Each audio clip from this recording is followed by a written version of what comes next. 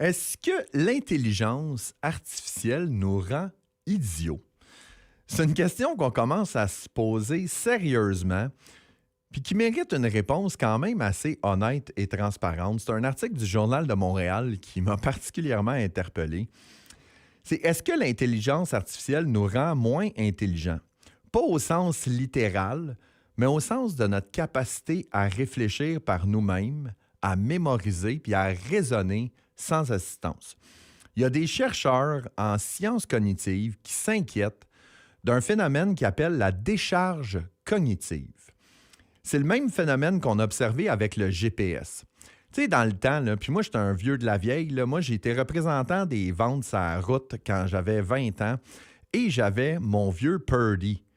Et là, je trahis mon âge avec ça. Là. Je ne sais pas s'il y en a qui, qui savent c'est quoi un Purdy, mais c'est un gros livre avec toutes les cartes, toutes les rues et les autoroutes et tout ça. Et là, mettons que j'allais dans Montréal-Nord, puis il fallait que j'aille à telle place. Bien là, je regardais dans mon Purdy, puis il me disait Montréal-Nord, c'est telle rue, c'est H2C3. Puis là, tu allais sur ta feuille quadrillée, tu regardais H2C3, puis là, tu avais ton quadrilatère qui était là. Et on notait ça sur une feuille de papier, de dire, OK, là, je prends telle sortie, puis là, je tourne à droite et tout ça.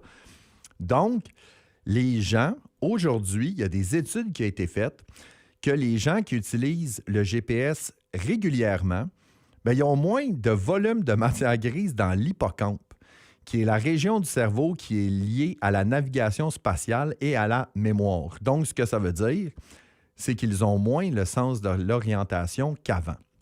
Et avec l'intelligence artificielle, ben, c'est un peu le même phénomène qui s'applique, mais à des compétences beaucoup plus larges.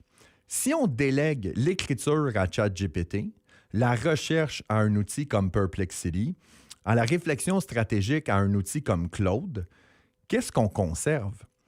Mais là, les experts ils utilisent l'intelligence prothétique. Donc, on utilise l'intelligence artificielle comme une béquille cognitive. C'est utile quand on en a besoin, mais c'est dangereux si on ne sait plus marcher avec.